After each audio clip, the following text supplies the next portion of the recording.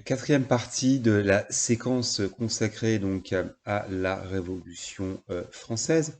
Et donc on s'était arrêté à la date clé de janvier 1793, qui voit donc l'exécution de Louis XVI après un procès au sein donc de l'Assemblée nationale.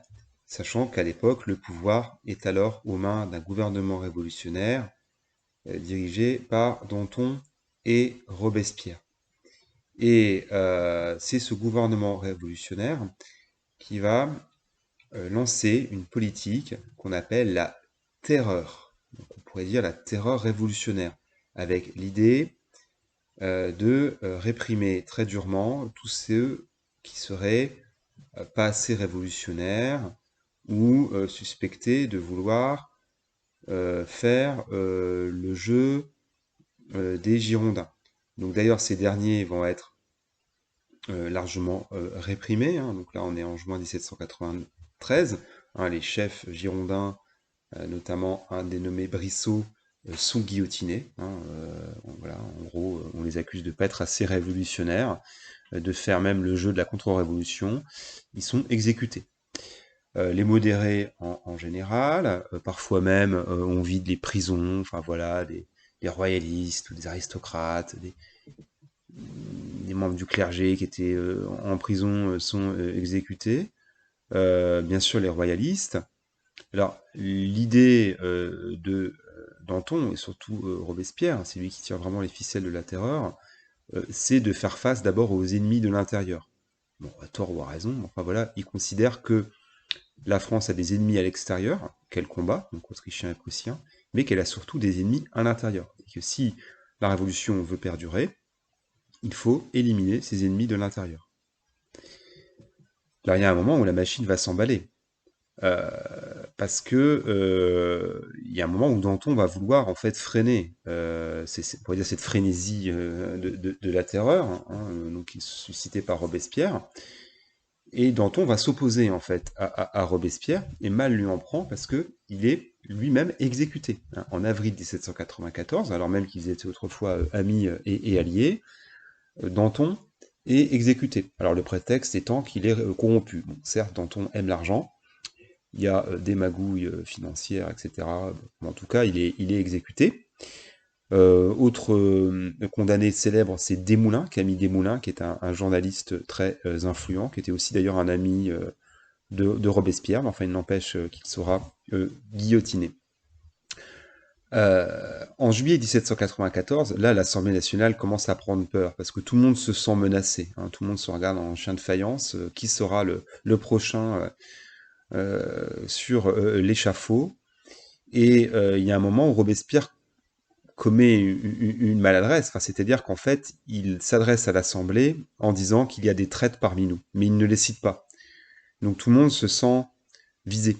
Et là, pour le coup, il y a un réflexe, on pourrait dire, de solidarité, parce que l'Assemblée nationale finit par faire arrêter Robespierre, et il est lui aussi guillotiné en juillet 1794. Bon, je m'arrête là-dessus pour Robespierre. Enfin voilà, il a une influence considérable.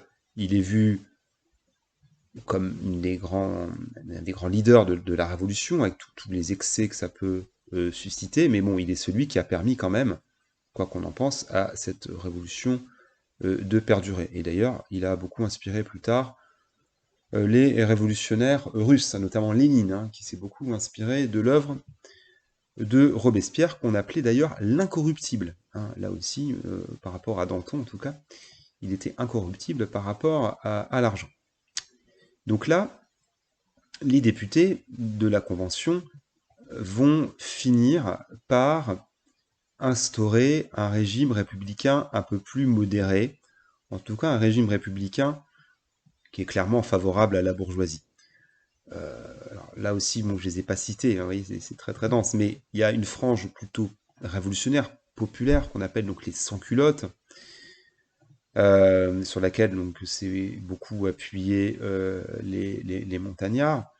Et là, on va dire, la bourgeoisie reprend les choses en main. On a assez de ces revendications révolutionnaires populaires. Hein, on a eu l'épisode de la terreur. Et donc là se met en place un régime, donc républicain, hein, mais plutôt modéré, favorable à la bourgeoisie, qu'on appelle le régime du Directoire. Alors là aussi, je ne rentre pas dans les détails, mais c'est l'idée d'un régime qui est dirigé par 5 directeurs, 5 ministres. Donc on veut éviter la dictature d'un seul, et donc on va diluer le pouvoir exécutif aux mains de 5 directeurs, d'où le terme de régime du Directoire. Donc on est là en 1795. Donc c'est un régime républicain, on dira modéré, avec un système de suffrage, de vote, mais qui est un suffrage censitaire, c'est-à-dire, en clair, seuls ceux qui payent, donc seuls les citoyens hommes qui payent un certain montant d'impôts peuvent voter. Donc ça exclut une partie du petit peuple. Dans le même temps, le Directoire finit par conclure la paix avec les monarchies européennes. Alors, j'ai pas tellement insisté sur les grandes batailles, en tout cas de la Révolution. On avait vu Valmy donc en septembre 92, mais les Français sont vainqueurs dans des batailles en Belgique actuelle, hein, notamment la bataille de Jemappes contre les Autrichiens. Donc en tout cas, l'armée révolutionnaire, l'armée française, fait face victorieusement à l'invasion. Mais il n'empêche que le Directoire a intérêt à conclure la paix, qui finit par être conclue en 1795. Alors, il faut savoir, c'est intéressant, parce que ce régime directoire est peut-être moins connu mais, que le début de la Révolution, mais qu'en tout cas, il y a un moment où ce directoire va quand même mener des guerres. Alors, c'est intéressant parce que ce directoire, en fait, a besoin d'argent. Les caisses de l'État sont vides, et le directoire va se ruer vers un pays très riche, qui est l'Italie, avec, pour prétexte, on va dire, d'instaurer des républiques en Italie, hein, destituer les monarchies et d'instaurer des républiques en Italie, ce qu'on va appeler des républiques sœurs. Et ça va être ce qu'on appelle les campagnes d'Italie, donc en 1796-1797, et c'est durant ces campagnes que va s'illustrer Napoléon Bonaparte. Alors, autre campagne très célèbre, là aussi dirigée par Napoléon Bonaparte, c'est les campagnes d'Égypte. L'Égypte qui était alors sous la tutelle des Turcs, et là aussi, on peut voir une volonté d'appât du gain. Hein. Bon, il y a toujours un prétexte politique, on l'imagine bien, mais le but du directoire, on va dire de l'État français, hein, c'est de faire main basse sur des sources de revenus. Donc, en tout cas, ces campagnes d'Italie et d'Égypte vont donner énormément de prestige à ce jeune général qui s'appelle donc Napoléon Bonaparte, dont on reparlera bien évidemment.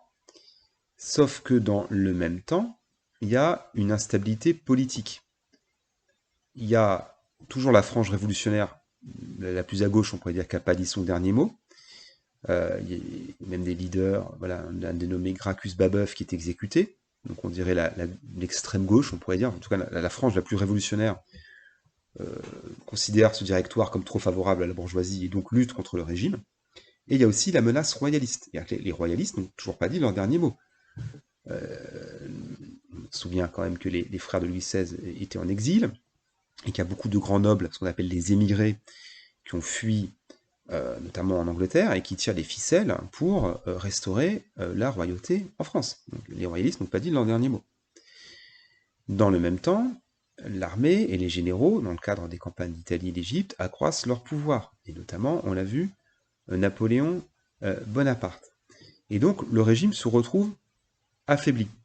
Et là, les directeurs vont décider, en fait, on pourrait dire de se saborder, c'est-à-dire qu'ils vont faciliter le coup d'État de Napoléon Bonaparte. C'est-à-dire qu'ils vont appeler Napoléon Bonaparte au pouvoir. Hein, donc il prend le pouvoir par la force, hein, on pourrait dire le 9 novembre 1789, mais il est appelé par les directeurs pour faire face à cette instabilité politique et à cette menace des royalistes. Donc là, Napoléon Bonaparte instaure un nouveau régime, qu'on appelle le régime du consulat. Je m'arrête là-dessus pour cette première partie. Nous verrons le consulat et l'empire napoléonien dans une prochaine vidéo. Donc en tout cas, la Révolution française, on pourrait dire pour les historiens, a bien duré 10 ans, 1789-1797. 99. J'espère que vous voyez plus clair, hein, parmi ces événements, il y en a quand même beaucoup d'événements. Donc voilà, en tout cas, on s'arrête là-dessus pour la période révolutionnaire. Je vous dis à bientôt.